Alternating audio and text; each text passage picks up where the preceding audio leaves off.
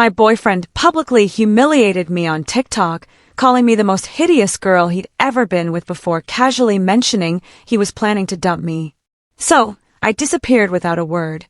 This morning, after ignoring 37 missed calls, I opened my front door to find him on his knees, sobbing. I met Derek when I was 21. I had just moved into a tiny apartment with beige carpets that always smelled faintly of burnt popcorn from the last tenant. One day, my garbage disposal jammed. I had no idea what I was doing, so I put up a panicked post in our building's Facebook group. That's when Derek, then 25, showed up with his toolkit.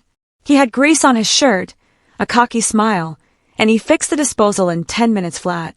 He joked, "Guess that makes me your knight in shining armor, or at least in Home Depot armor." It was corny, but it made me laugh. We exchanged Instagrams.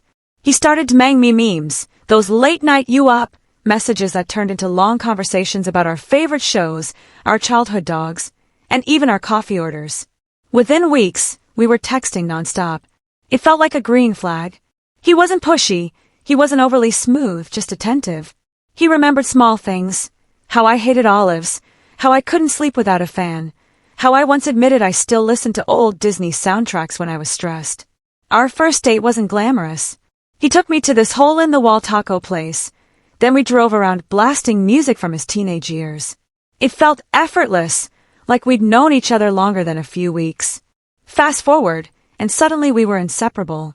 Movie nights with too much popcorn butter. Lazy Sundays in bed, ordering takeout.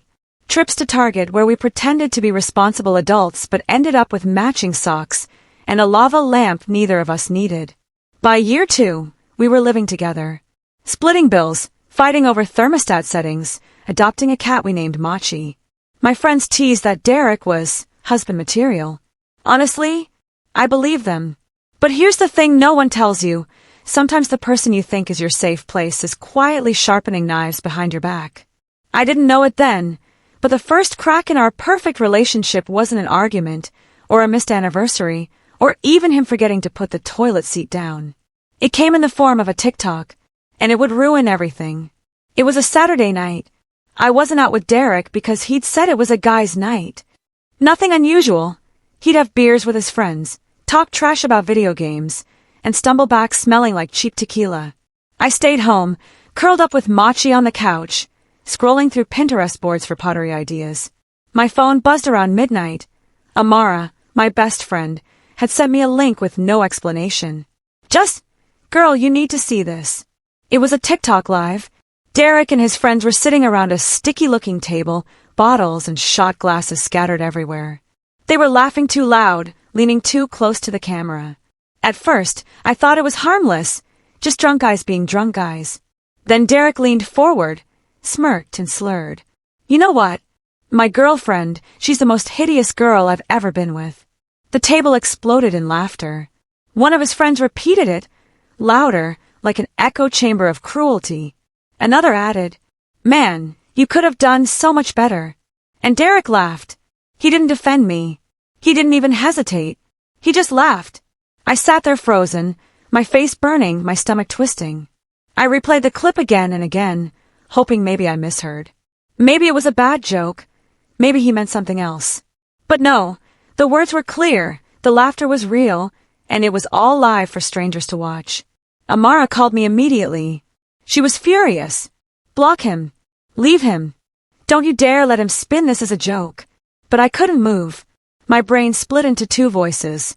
One was screaming, "He humiliated you." The other whispered, "It's the alcohol." He didn't mean it. By morning, the TikTok was deleted, but the damage was permanent. When Derek stumbled home around 3 a.m., I didn't confront him. I didn't yell, didn't cry. I just watched him collapse into bed, reeking of liquor, and something in me snapped. The next day, while he slept, I packed. Just one suitcase, clothes, toiletries, the essentials. I texted Amara, "Can I crash at yours for a while?" She didn't even hesitate. Then I blocked Derek. On Instagram, on Snapchat, on WhatsApp, on everything. That night, he called me 37 times. Left 6 voicemails.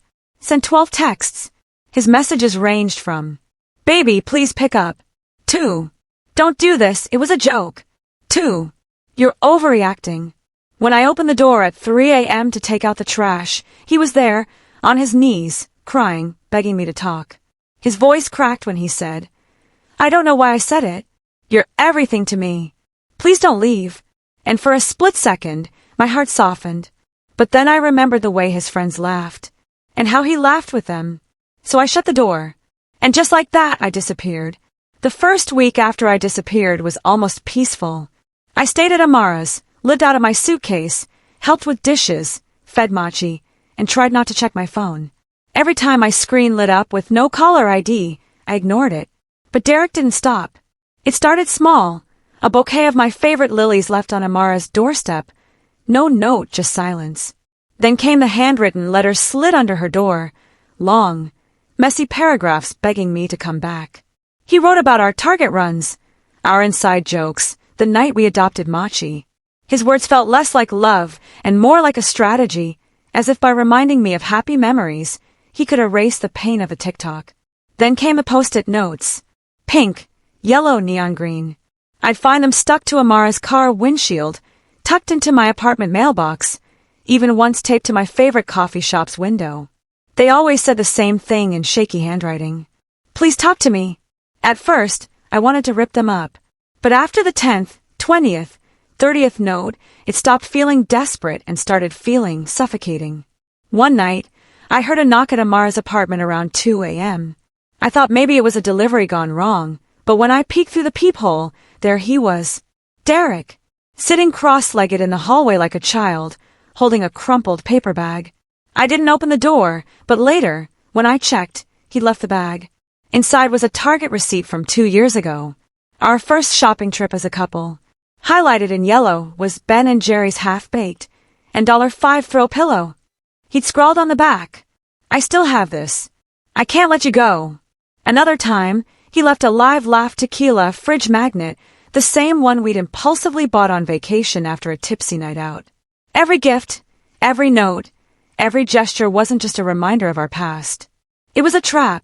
His way of saying, "You can't move on, because look how much history we have." Meanwhile, my friends were split. Amara was furious. Block him harder.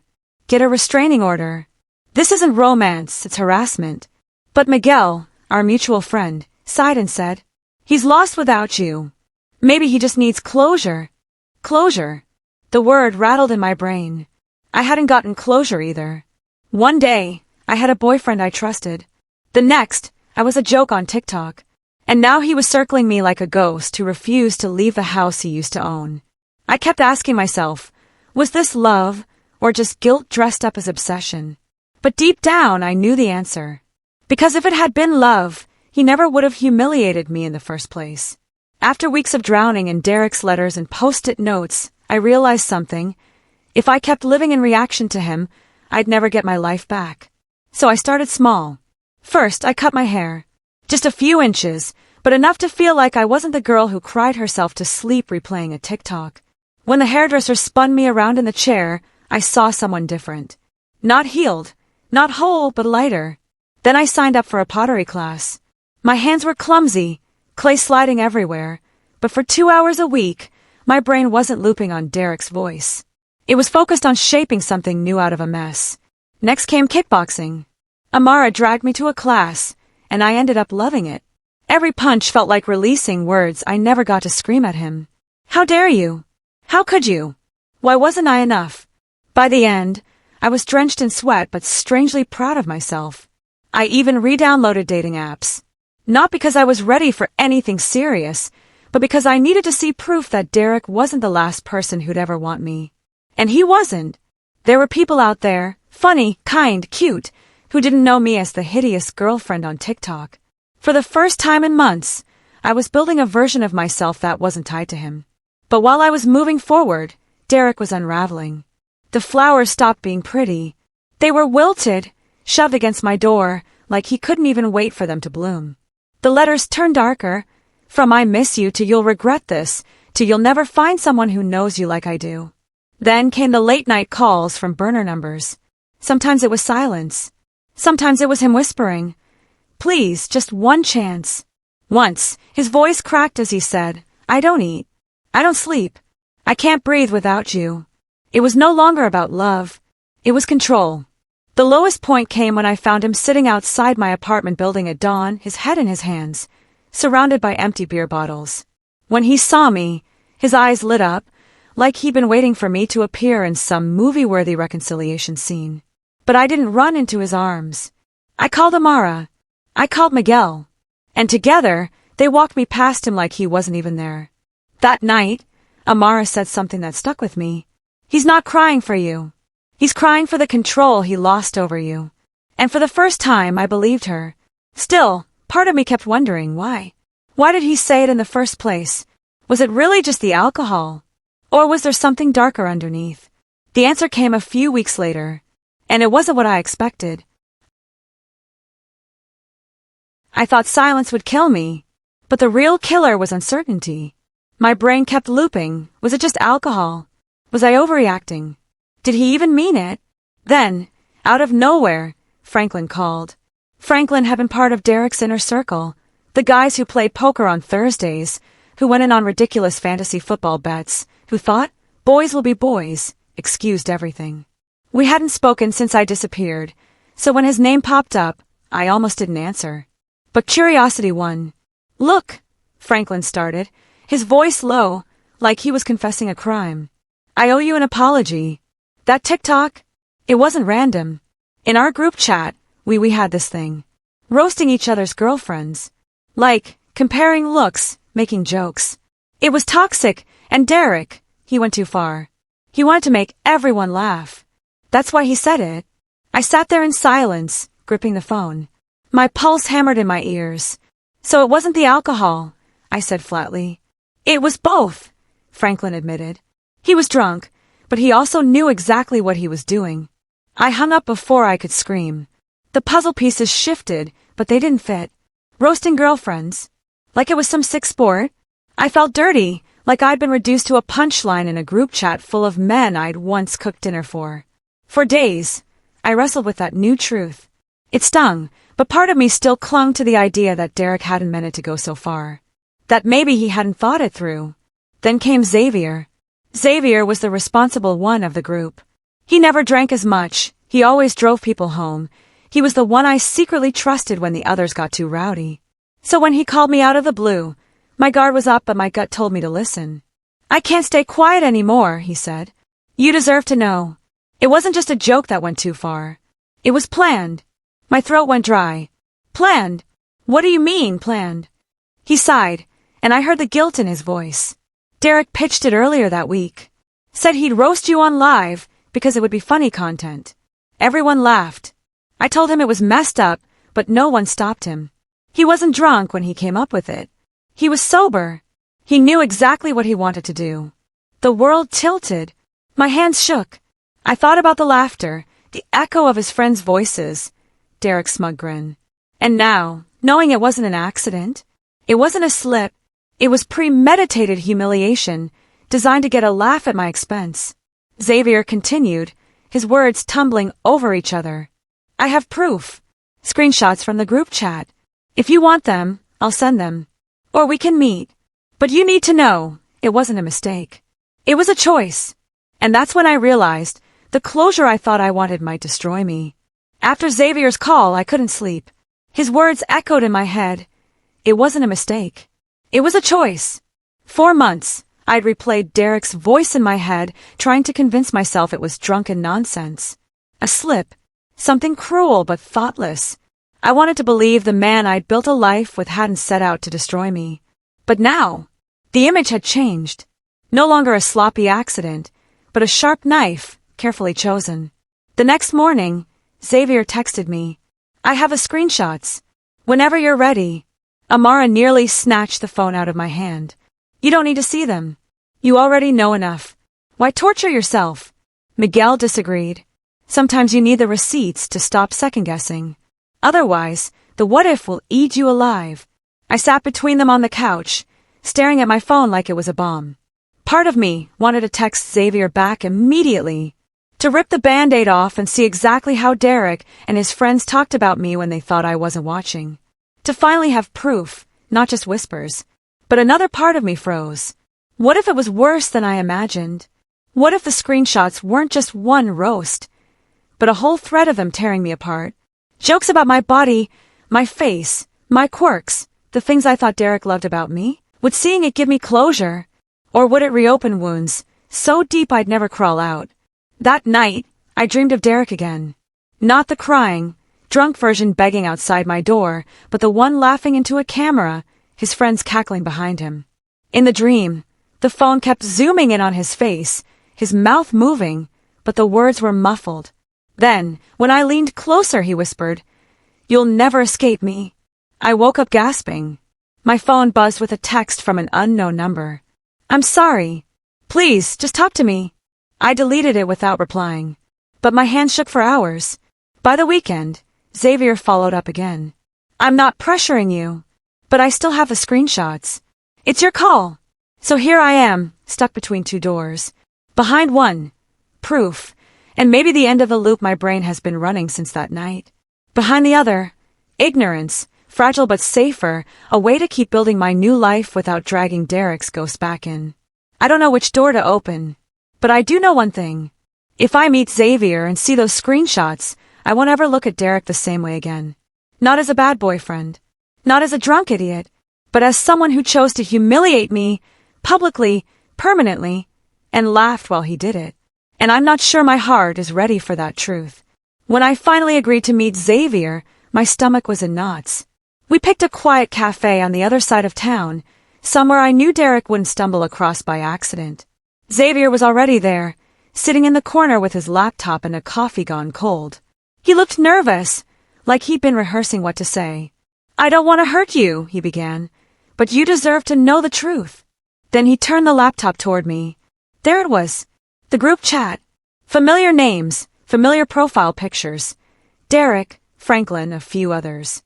The first message was from Derek. "Gonna roast my name on live this weekend." Watch the comments blow up. Laughter emojis filled the screen. Someone replied, "Do it. She won't even see it." Another chimed in, "Bet you $20 you won't." And then Derek again. "She'll get over it. She always does." I scrolled further. Threads of jokes at my expense. Picking apart my looks. My laugh. Even the way I chewed food. Things I never thought twice about. Things Derek used to call cute. My chest tightened. Tears stung, but I forced myself to keep reading. I needed to see it. All of it. The final message before the live was Derek's. "Relax, boys. It's just content." I slammed the laptop shut. My hands were trembling, my heart pounding so hard it hurt. Xavier's voice was gentle. I tried to talk him out of it. I told him it was cruel. He didn't care. He thought it was funny. I stared at the table, at the scratches in the wood, trying not to fall apart. 4 months, I twisted myself in knots, wondering if it was a drunken slip, if I'd overreacted, if maybe, just maybe, the man I loved hadn't meant it. But now I knew. It wasn't alcohol. It wasn't a mistake.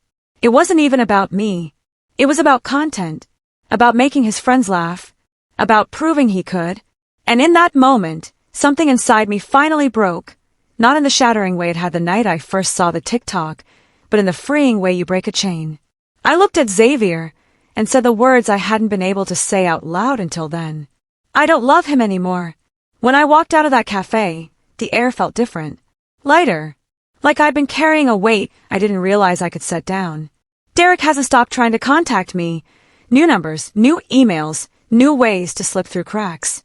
But now, every attempt feels weaker. Smaller. Because the man on his knees outside my door, the one sobbing with lilies and post-it notes, he's not the man I loved. He never was. The man I loved was just an illusion. The real Derek was in those screenshots all along. And now that I've seen the truth, I'll never unsee it.